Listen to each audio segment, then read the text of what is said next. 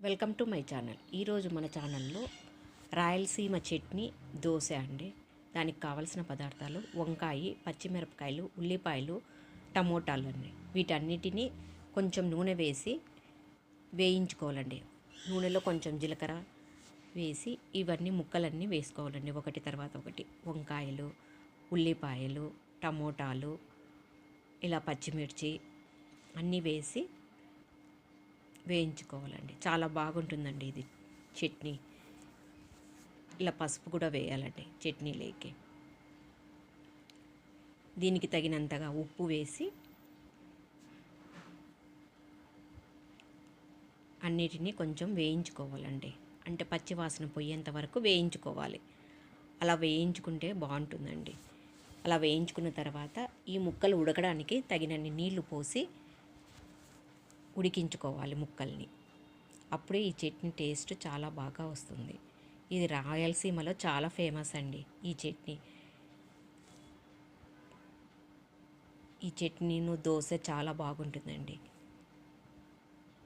ఇలా ముక్కలన్నీ ఉడికిన తర్వాత వాటిని చల్లార్చి తర్వాత మిక్సీ పట్టుకోవాలండి. ఇలా మిక్సీ పట్టుకునే ముందర వీటిలోకి కొన్ని పల్లీలండి, ఇప్పుడు ఉప్పు వేయాలండి తగినంతగా. ఇలా పల్లీలు వేయించుకునేటివండి కొన్ని వేయాలండి. మిక్సీ పట్టుకోవాలి. ఇలా పల్లీలు వేసిన తర్వాత మిక్సీ పట్టుకోవాలండి. ఇలాగా చూడండి, చాలా బాగా వచ్చింది చట్నీ. చాలా మెత్తగా పట్టుకుంటే ఏం బాగుండదండి. నేను దోశకు ముందు రోజే 3 గ్లాసులు బియ్యము, 1 గ్లాసు ఉద్దిపప్పు, పచ్చిశనగపప్పు, కొన్ని మెంతులు వేసి నానబెట్టుకున్నానండి. వాటికి కొంచెం మెత్తగా రావడానికి అటుకులు నానబెట్టుకున్నానండి. ఇలా అటుకులు వేస్తే దోశలు చాలా బాగా వస్తాయి. వాటన్నిటినీ కలిపి గ్రైండర్లో పిండి రుబ్బుకుంటాను. ఇలా రుబ్బుకుంటే పిండి మన హోటల్ దోశల్లాగానే వస్తాయండి.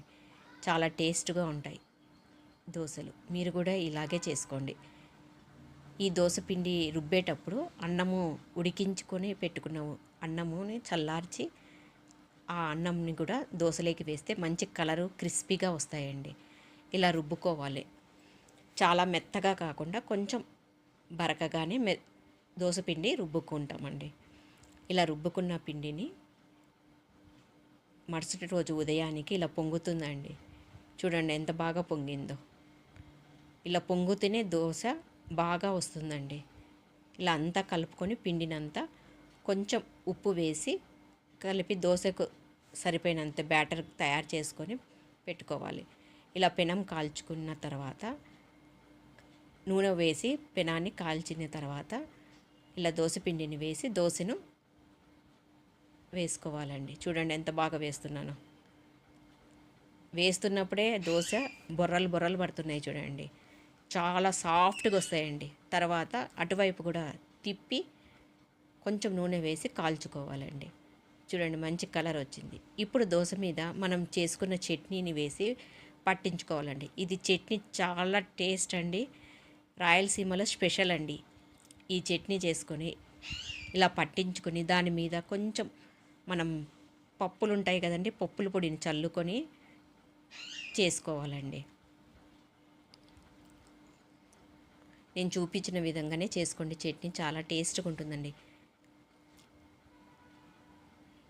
ఎప్పుడు తినే మామూలు చట్నీ బదులు ఈ విధంగా కూడా చేసుకొని దోశకు ఇలా అప్లై చేసుకొని తినచ్చు, లేదా ప్లెయిన్ దోశ వేసుకొని చట్నీ అద్దుకొని తినచ్చండి. ఇలా ఒకటి దోశ పట్టించినది, ఒకటి ప్లెయిన్ దోశ అండి. ఇలా వేసుకొని చట్నీతో టేస్ట్ చేయండి. చాలా టేస్ట్గా ఉంటుందండి. మీరు కూడా నేను చూపించిన విధంగానే చేసుకోండి. చాలా టేస్ట్గా ఉంటుందండి. ఈ వీడియోని చూసి లైక్ చేసి, షేర్ చేసి, సబ్స్క్రైబ్ చేసుకోండి. థ్యాంక్స్ అండి.